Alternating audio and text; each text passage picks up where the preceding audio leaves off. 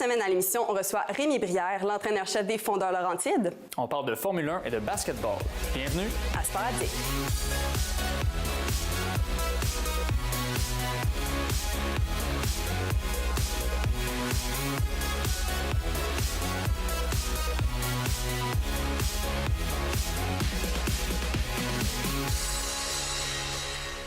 Bonjour tout le monde, on est donc avec nos deux chroniqueurs, Frédéric Collerette et Maxime Gagné. Ça va bien cette semaine? Ça va bien toi? Oui, monsieur. Ça va super bien aussi de mon côté. Je voulais parler de Formule 1 cette semaine avec vous pour débuter l'émission parce que la saison va débuter en Australie, donc la semaine prochaine. Et il y aura donc plusieurs débats qui sont à ce sujet cette année, encore une fois. On va débuter avec les grosses écuries, évidemment, qui se démarquent depuis quelques années. Mercedes, de ton côté, Maxime, est-ce que tu crois que Mercedes est en mesure de remporter un autre titre avec Lewis Hamilton, là encore, à l'avant-plan cette saison? Oui, tout à fait. Ça fait partie, justement, des tops de la Ligue. Là. Justement, c'était une des meilleures écuries, outre Red Bull et pas McLaren. Ferrari, Ferrari, exactement. Justement, ça va être une bataille à 6 coureurs, essentiellement. On va voir justement Mikko Räikkönen, on va voir Lewis va rester encore dans le top. Également, il va y avoir aussi... il y a quand même là, des bons pilotes. Même on regarde du côté Vettel, de Max Verstappen. Et oui, Sébastien Vettel du côté de Ferrari. C'est des pilotes quand même qui ont l'habitude d'être devant. Et encore une fois, j'ai l'impression que cette année, on va être assez solide.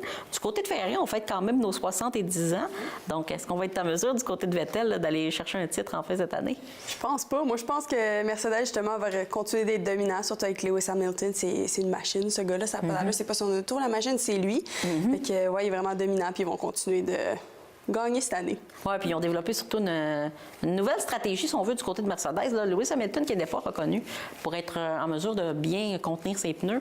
Et depuis 2 ans, là, il est vraiment extraordinaire de ce côté-là. Donc, lui, je pense que c'est vraiment le pilote à surveiller cette saison. Du côté de Vettel, il va falloir le surveiller quand même, puisqu'il a une bonne voiture. Il va avoir de la compétition avec un jeune Charles Leclerc là, de son côté. Effectivement, un jeune de talent. Puis on parle de jeunes, je sais qu'on va s'en aller tantôt vers Lance Stroll. Donc ça, je suis bien excitée de parler de ça. Bien, tu vas bien en parler, justement. On va sauter sur ce sujet-là. Bien joué. Ouais, du côté de Racing Point, qui est la nouvelle écurie de Lance Stroll cette année. Est-ce que le petit Québécois, si on peut l'appeler comme ça, va être en mesure de connaître des meilleures performances qu'avec Williams l'an passé? Peut-être. Bien, il est encore jeune. Hein? C'est ça, il faut penser, il y a 20 ans. Ça peut aller. Il est plus jeune que nous trois. Fait que c'est incroyable de conduire de même à cet âge-là. Donc, je pense que son temps n'est pas encore arrivé. Il faut encore un peu de pratique, un peu d'expérience. Mais dans quelques années, ça pourrait être bon, mais pas cette année, malheureusement. Je pense pas qu'il va être dominant.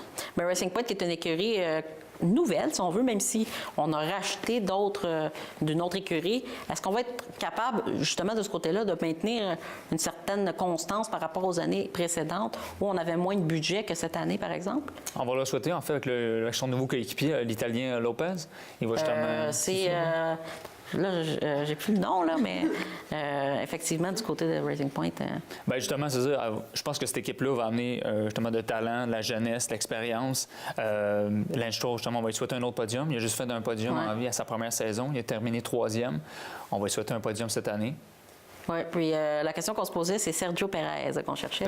J'avais le nom, un blanc de mémoire, mais les deux qui se connaissent quand même bien, là, se sont croisés quelques fois au fil des dernières années dans d'autres circuits. Donc, ça va être intéressant de voir ces deux coéquipiers-là travailler ensemble, parce qu'on sait qu'il va falloir développer la voiture pour être encore meilleur et éventuellement, comme vous le disiez, d'être parmi les tops à un moment donné. Donc, il y a quand même Red Bull aussi là, qui a bien développé au fil des années et qui va être à surveiller. Maintenant, on parle aussi des autres écuries. Est-ce qu'une équipe comme Renault, par exemple, peut être en mesure de retrouver encore la 4e position, vous pensez, au classement? Non. non, mais je pense pas. Mais je pense qu'on parlait des écuries dominantes. Mais moi, j'ai juste Mercedes en tête. C'est sûr, c'est eux qui vont continuer. Mercedes, Ferrari, je pense que les autres, pas qu'il ne faut pas en parler, là, mais eux sont tellement dominantes que on n'entendra même pas parler des autres cette saison. Puis de toute façon, je pense que les autres écuries, évidemment, ne vont pas se retrouver pour lutter pour le top 3, mais quand même, ça va être surtout de développer encore là la voiture au fil de la saison et espérer être encore meilleur parce qu'on a quand même encore une grosse coche, si on peut se permettre, de différence entre les différentes écuries. Donc, il va falloir demeurer un petit peu plus derrière, encore une fois, cette année, je pense. Exact. Si on va dans la constance, comme disait Frédéric, Mercedes reste le Haas aussi, reste très fort. Mais justement, Red Bull, je pense que lui, va pousser pour enlever le trône à Mercedes. On a bien hâte de voir ça. Donc, évidemment, ça va être à suivre, alors que ce week-end, ça va être le premier Grand Prix de la saison. Ça sera disputé en Australie, donc à Melbourne Park, du côté de la Formule 1. On sera de retour dans quelques minutes pour vous parler des joueurs autonomes qui pourraient se retrouver dans d'autres équipes dans la NFL. Nous sommes de retour pour la partie entrevue de l'émission avec M. Rémi Brière. Comment allez-vous? Ça va très bien. Parfait. Donc, vous êtes l'entraîneur, en fait, des Fondeurs des Laurentides, un club de ski de fond fondé ici même au Québec. Puis, on va aller un peu dans l'historique, là. On pense à Marc Desjardins, qui a été le fondateur du club en 1974. Il a initié beaucoup de jeunes, dont vous. Effectivement. Donc, parlez-moi un peu de votre début avec l'organisation, autant en tant qu'athlète ou qu'entraîneur. J'ai été initié par des petites compétitions que le club organise, qui sont toujours en action, ces compétitions-là, qui s'appelle la Coupe des Fondeurs. Donc, j'ai été initié par les écoles. C'est un événement qui est scolaire et de fil en aiguille, on fait les compétitions, puis on performe un peu, on se fait recruter par le club et j'ai fait de la compétition par la suite, jusqu'à un certain niveau, au niveau national. Puis, après ça, ce qui s'ouvrait à moi, c'était le côté entraîneur et la passion. Puis c'est ça, votre passion du ski de fond en tant que tel, est-ce qu'elle vient un peu votre mentor Marc Desjardins ou c'est vraiment par vous-même que ça s'est développé? Ça s'est développé par moi-même et développé par la suite par les entraîneurs qui étaient en place avec le club. Jusqu'il y a dans les champs, un peu comme tout bon Québécois qui veulent sortir en ski de fond, comme les plaisirs d'hiver et tout ça. Et initié avec l'école un peu plus spécifiquement à la technique, puis un peu plus spécifiquement à la compétition avec le club par la suite. Puis votre but en tant que tel, est-ce que c'était vraiment... Vous vous êtes fait former un peu au niveau du ski de fond par un mentor. Est-ce que votre but en étant entraîneur, c'était un peu de redonner au suivant, de montrer votre passion puis démontrer votre talent un peu? Oui, on le souhaite toujours de redonner quand on est dans ce milieu-là. Et j'ai fait mes études en parallèle en kinésiologie, donc j'étais dans ce milieu-là déjà. Le milieu enseignement m'intéressait un petit peu moins, donc j'ai plutôt opté pour le volet entraîneur dans le coaching. Et cette voie-là m'a amené à créer ma propre emploi. Ouais. Pas de fil en aiguille. On a construit à l'intérieur du club. Le club a pris de l'expansion, il a grandi. Et tout en grandissant, ça m'a créé un emploi et que maintenant, on est rendu à 3 employés à temps plein et une quarantaine d'entraîneurs qui est aussi avec nous là, pour répondre aux besoins. Puis vous avez parlé tantôt un peu de l'école. Est-ce que c'était dur de jongler entre le ski de fond, puis en même temps des études universitaires comme ça? Non, parce qu'il y a des programmes, surtout quand on est dans ce milieu-là. Il y a des programmes étudiants-athlètes, mais il y a des programmes aussi étudiants-entraîneurs. Donc, ils s'aperçoivent. C'est sûr qu'il faut prolonger un peu les études. Souvent, la blague, je dis, l'université, elle va toujours rester là. Souvent, la carrière d'athlète, on a une courte période pour performer. Fait que les universités, que ce soit les collèges et universités, offrent des programmes justement pour alléger un petit peu. Oui, on fait notre université en 2 ou 3 ans de plus, mais on a un milieu de travail qu'on prend de l'expérience énormément en même temps. C'est en parallèle, en fait, vraiment. Ouais, moi, j'ai fait en parallèle, j'ai fait mes stages aussi avec le club, donc j'étais réellement baigné dans la formation et aussi le côté pratique quand il faut partir pour aller en compétition. Est-ce que ça vous intéresserait éventuellement de retourner à l'université pour enseigner, éventuellement? Je pense pas. Non, c'est pas dans vos choix fixes, de carrière est réellement vers le développement du club. Okay. Sur les athlètes. Sur les athlètes Okay. et l'expansion. Puis on est bien chez nous. Fait que on reste puis comme on ça. en parle un peu des athlètes. Ces temps-ci, ça peut aller. Il y a tellement de succès au niveau du club. Là, je pense j'ai des chiffres ici. 21 médailles pour le club Fondeur Laurentide lors de la 3e étape de la Coupe du Québec à Saint-Bruno, les 23 et 24 février dernier. On pense à 8 médailles au championnat jeunesse NORAM.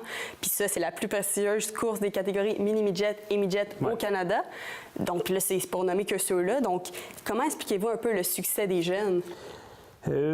Je pense que ça part de l'encadrement, ça part de la motivation. Notre bassin de jeunes, on a mis une structure il y a plusieurs années au sein du club pour développer les athlètes.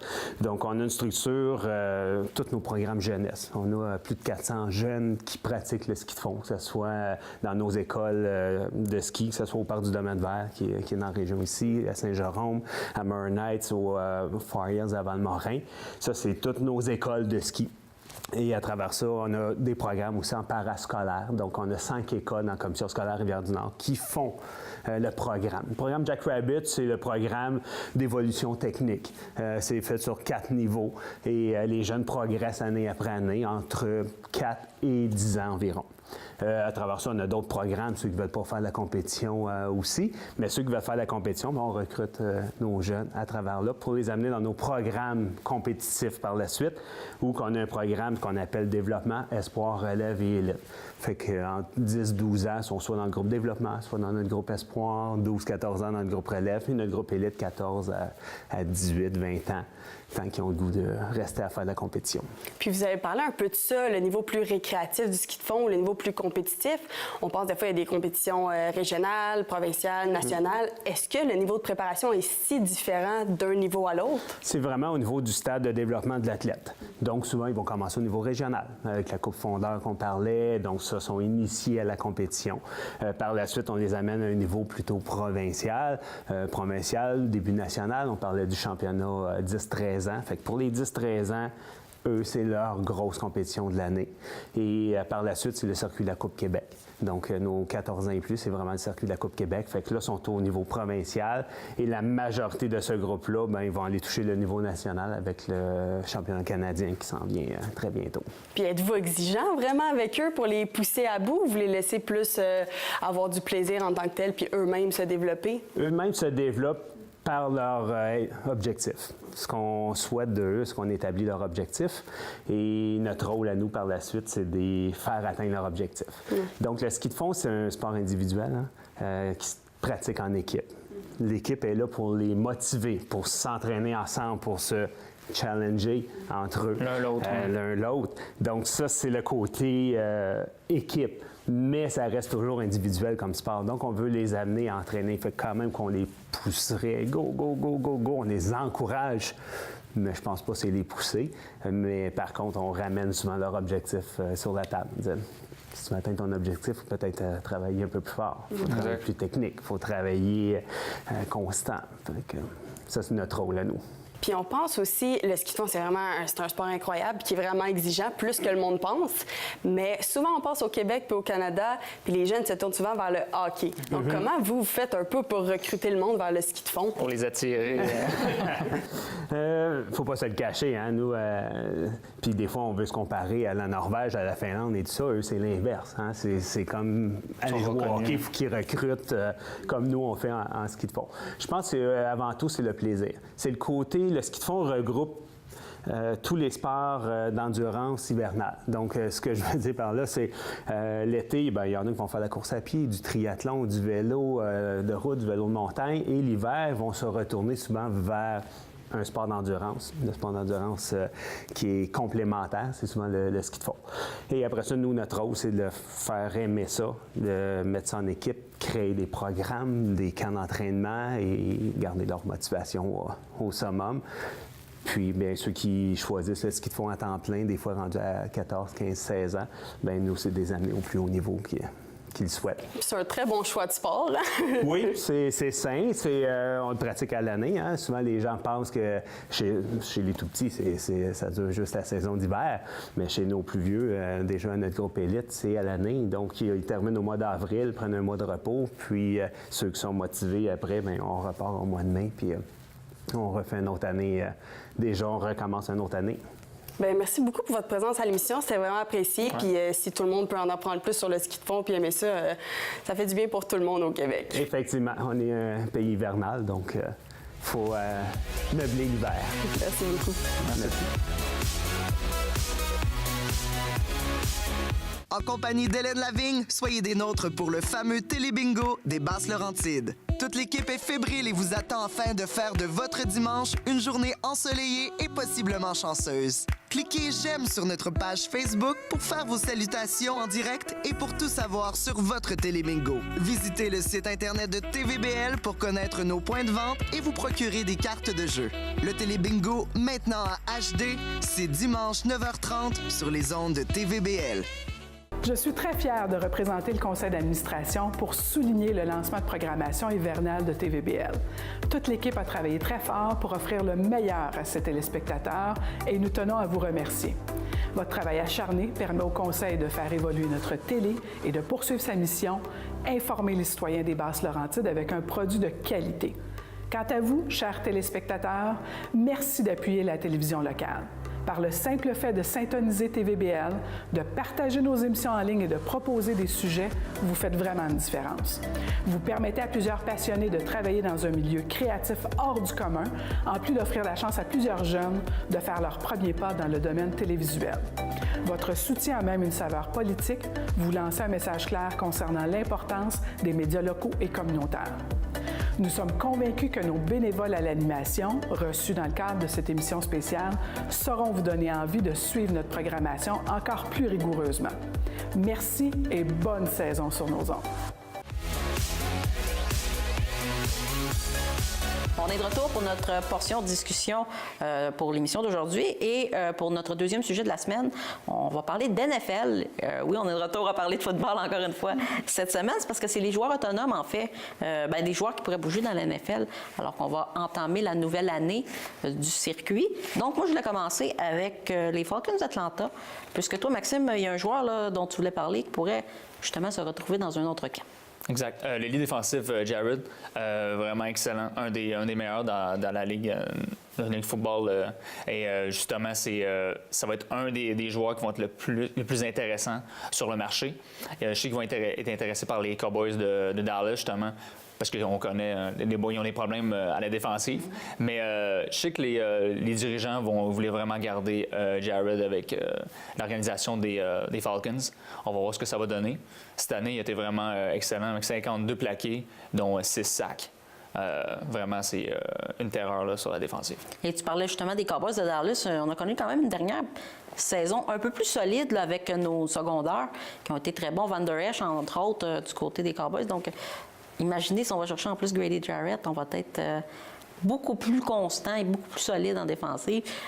On peut penser justement à des équipes comme Jacksonville et tout ça, les dernières années ont été bâties sur la ligne défensive ou les Rams. Donc, peut-être que c'est une nouvelle recette là, du côté de la NFL. Elle fait gagner des matchs, oui, absolument. Puis on pense au dernier Super Bowl justement qui a eu lieu, c'est les deux défensives qui ont vraiment géré le match, puis même pas tant les attaques. Puis ça fait quand même des bons Super Bowls. Fait que moi, je pense que les équipes doivent avoir une défensive solide afin d'aller plus loin. Oh, et puis après ça, on se concentre sur l'offensive qui peut peut-être faire le travail. Et on parle d'offensive, bien, il y a une équipe qui aura peut-être moins d'attaques cette année. On parle des Steelers de Pittsburgh qui pourraient perdre 2 joueurs importants là, au cours de l'entre-saison. 2 gros morceaux. Donc, on pense évidemment à Le'Veon Bell et Antonio Brown. On va commencer par Le'Veon Bell. Ouais. Lui n'a pas joué de la saison avec les Steelers, ce qui est assez triste. Une chance, James Conner a extrêmement bien joué cette saison. Tout le monde le trouvait incroyable. Donc, on a un peu oublié la présence de Le'Veon Bell. C'est sûr que quand on ne fait pas les séries, on repense à Le'Veon puis on se dit hey, on se serait peut-être rendu plus loin. C'est un porteur de ballon, justement, un porteur de ballon pour les Steelers. Il n'y a pas eu le franchise tag, excusez-moi, on appelle ça l'étiquette de joueur de concession. Les Steelers n'ont pas voulu lui donner. Puis lui, il voulait faire pas mal la palette, il voulait faire pas mal d'argent.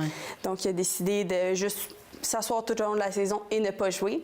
Donc, moi, je pense que le cher Le'Veon Bell ira avec les Jets la saison prochaine. Donc, dans la même division que les Patriots, peut-être que ça va leur faire un petit peu de compétition, ça ferait du bien. Oui, je pense que tu serais contente que les Steelers puissent peut-être se retrouver devant les Patriots. Effectivement. Puis on pense à un autre joueur, évidemment, Antonio Brown, le receveur de passe. Lui, son contrat n'est même pas terminé. Il n'est pas joueur autonome encore. Il reste en fait 3 saisons à disputer à son contrat de 72 millions de dollars américains. Donc, ce qui est beaucoup d'argent. Aussi. Effectivement, il y a eu des problèmes avec son corps arrière, Ben Roethlisberger, avec la direction un peu, avec l'entraîneur Mike Tomlin. Donc, on pense à ça. Ça me rend vraiment triste, c'est clair. Lui, peut-être avec les 49ers, parce que c'est jamais, ou avec les Bears. Il n'ira jamais dans la conférence AFC. C'est sûr qu'il s'en va dans la NFC. C'est garanti qu'ils ne voudront jamais rendre ça plus difficile pour eux, les Steelers. De réaffronter son Non, effectivement. Donc, peut-être les 49ers, ils ont montré vraiment un intérêt pour aller jouer avec eux, ou bien les Bears. Qui sait? Peut-être que ça pourrait être bon. Ils ont déjà une super bonne défensive. Ils veulent s'améliorer à l'attaque. Ils ont déjà un jeune corps arrière aussi. Exactement. Donc, ça peut juste l'aider à se développer lui aussi. Puis, disons qu'on le veut comme receveur de passe, Antonio Brown, dans son équipe. Et on parle des Steelers. Antonio Brown va être une grosse perte. Est-ce qu'il y a des joueurs qui pourront le remplacer? Exemple, comme Le'Veon Bell a été remplacé par Connor du côté des receveurs? C'est sûr que Juju Smith-Schuster, c'est vraiment un receveur de talent. Sauf que je pense qu'il y avait du talent à cause de ça. Le monde, souvent, il était 2 sur Antonio Brown. Il se faisait surveiller par 2 joueurs en défensive. Donc ça laissait Juju tout seul. Mais là, si Juju devient le meilleur receveur, c'est quoi qui va se passer? C'est lui qui va avoir 2 joueurs sur lui. Puis là, on se dit, et qui d'autre va réussir à alimenter l'attaque des Steelers? Oui, effectivement. Donc, j'ai hâte de voir ça cette saison. Puis en plus, il y a des problèmes en défensive. On va pas juste dire les lacunes des Steelers, là, mais disons que ça s'enligne pas tant bien pour la saison prochaine jusqu'à présent. Ça va être difficile. Puis ce qui est malheureux, c'est que justement, tu mentionnes la chimie qui ne fonctionne pas nécessairement avec Roethlisberger. C'est un joueur en fin de carrière, Roethlisberger, mais malheureusement, on n'a pas bâti l'équipe pour avoir un carrière du futur pour le moment. Donc, on n'a pas le choix d'y aller avec lui et de revenir avec la formation qu'on a, malheureusement. Effectivement. Pas le flambeau éventuellement. Mais pour en revenir à Le'Veon Bell, moi, je le vois, ça va peut-être attrister Frédéric, mais je le vois avec les Ravens de Baltimore. Je sais que c'est un des meilleurs clubs, je sais, c'est l'équipe rivale, mais c'est une équipe qui court, puis c'est une équipe défensive, mais j'ai l'impression qu'il va être utile en tant que receveur, puis en tant que co-coureur, va être vraiment... Ça pourrait aider Lamar Jackson, le corps arrière justement des Ravens. Peut-être que lui qui court souvent, ça pourrait lui donner une autre option justement par la course. Mais si ça se produit, ils vont être dangereux. Là. En attaque, le jeu de course va être dangereux. Je veux même pas y penser. Là. Non, les Ravens pourraient être très, très, très solides si on réussit à aller le chercher. Et rapidement, il ne faut pas oublier un autre joueur qui pourrait bouger, c'est évidemment le corps arrière Nick Foles du côté des Eagles de Philadelphie, qui n'a pas aussi reçu, je crois, le titre d'étiquette de joueur de franchise. Donc, lui va également probablement se retrouver ailleurs. Il y a une équipe qui va vouloir aller en série, va viser peut-être Nick Foles, évidemment, vu qu'il a connu du succès. Qui tu penses qu'il serait intéressé par les services de Nick Foles? J'ai entendu parler, il me semble, que c'était les Jaguars de Jacksonville, alors que Blake Bortles, évidemment, n'est pas... très, très solide ou constant, plutôt. Il est payé pour lancer les interceptions. Je pense que c'est plus ça, effectivement. Donc, ça va être intéressant de surveiller l'agressivité des Jaguars dans ce dossier-là. On va terminer notre dernière portion avec des joueurs internationaux qui connaissent du succès dans la NBA. Et pour le moment, on va se concentrer sur les Raptors. Il y a 2 joueurs bien connus quand même qui se retrouvent avec l'équipe et qui connaissent du succès. Je vais commencer avec Maxime, justement. Tu parles d'un certain Espagnol qui vient d'être acquis par les Raptors, justement. Exact. Marc Gasol, le grand centre de 33 ans, numéro 33. En fait, excusez-moi, 34 ans, numéro 33. Mélanger les numéros. En fait, un grand centre d'expérience qui a justement un peu plus de robustesse. Il a gagné la médaille d'or également avec l'équipe d'Espagne en 2008 et en 2012. Justement, il amène son bagage d'expérience, puis il est vraiment talentueux, il a du caractère. Justement, les Raptors sont en course pour les séries. Je pense que ça va être un bon élément pour les amener encore plus loin. Et il y a eu un bel exemple avec son frère Paul, plutôt, on pourrait dire, qui a été très, très bon, très, très solide et meilleur probablement que Marc à sa position, mais quand même, lui, qui, je crois, n'est plus dans la NFL. Donc, Marc qui est dans la NFL, dans la NBA, excusez, évidemment. Et donc, on va le retrouver très, très bien utilisé, là, si on veut, du côté des Raptors. Mais on a un autre jeune homme, lui, qui débute sa carrière dans la NBA, mais qui est très impressionnant également. Lui, il est pas loin de chez nous, disons vraiment pas loin. Donc, c'est ça, on pense aux joueurs de la NBA dominants, on pense tout à des joueurs américains, mais là, non, un joueur montréalais, on parle de Chris Boucher. Donc, il vient de signer, là, début février, son premier contrat à un seul volet avec les Raptors. Lui, il est aux Anges, là, c'est clair, c'est pas si loin de chez eux, une équipe canadienne. Donc, il adore ça. Puis justement, j'ai assisté au match des Raptors quand ils ont joué à Montréal, un match hors concours contre les Nets. Et c'était juste incroyable de voir à quel point la foule l'acclamait, la foule l'adore. Puis là, le fait qu'il y ait vraiment un contrat à un seul volet, puis ça va être un joueur dominant. Il a juste 26 ans, il est encore jeune. Donc, puis justement, ce que j'ai trouvé drôle, c'est qu'il dit qu'il se base surtout sur Gasol pour un peu apprendre des choses de lui, prendre de l'expérience. Donc ça, je trouve ça le fun. Puis, quand il a joué son seul match avec les Warriors de Golden State, il a appris d'un des très bons joueurs de la NBA, Kevin Durant. Oui. Donc, disons qu'il y a une bonne base alentour de lui, puis ça peut juste l'aider, puis il va être dominant là, dans les années à venir. Oui, il y a des beaux exemples devant lui là, pour apprendre et de plus en plus. Et c'est toujours le fun d'avoir un petit Québécois là, dans la Ligue là, qui connaît du succès. Donc, Chris Boucher, qui, avec son contrat, est maintenant assuré de jouer dans la NBA au lieu d'être retourné dans les ligues inférieures. Donc, ça va être à surveiller de son côté. Je pense qu'il pourrait connaître du succès peut-être l'an prochain avec les Raptors. Ah oui, ça c'est clair. Peut-être pas cette année, justement, il y a trop de bons joueurs de talent. On peut pas lui donner beaucoup de temps de jeu, ça c'est clair. Mais dans les années à venir, ça c'est vraiment le futur des Raptors, c'est lui. Là. Ça va être la tête d'affiche des Raptors. On parle des Raptors, pensez-vous qu'ils vont se rendre jusqu'au bout cette année? Parce que probablement qu'on tente le tout pour le tout là, cette année.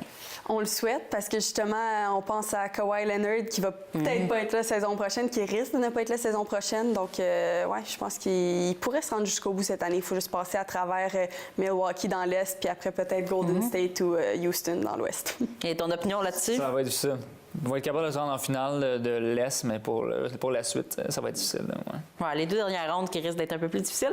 Au moins, à ce cas-là, on se dit que les Cavaliers ne les sortiront pas cette année puisqu'on est loin des séries éliminatoires. Mais merci beaucoup à vous pour votre présence à l'émission cette semaine. Pour le calendrier de la semaine, on parle du Canadien de Montréal. Donc, le 7 mars prochain, le Canadien ira visiter les Sharks de San Jose à 22h30 au SAP Center. Le lendemain, ils visiteront les Ducks d'Anaheim, soit le 8 mars à 22h au Honda Center. Et finalement, le 12 mars, ils reviendront à Montréal pour accueillir les Red Wings de Détroit, cette fois-ci à 19h30 au Centre Bell. Maintenant, on aborde un peu l'Impact de Montréal. Donc, le 9 mars, ils rendront visite au Dynamo de Houston à 17h au BBVA Compass Stadium. Et finalement, on retourne dans le hockey, donc l'Armada de Blainville-Boisbriand, qui le 8 mars accueillera les Tigres de Victoriaville à 19h30 au Centre d'excellence Sport Rousseau. Encore une fois, le lendemain, le 9 mars, ils accueilleront cette fois-ci les Remparts de Québec à 19h, encore une fois à la même aréna.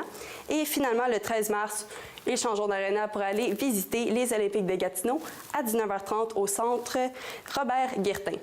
Et finalement, nous voulions finir pour donner nos plus sincères condoléances à la famille et à l'équipe de l'Armada pour le décès d'Alec Reed, le jeune de 18 ans.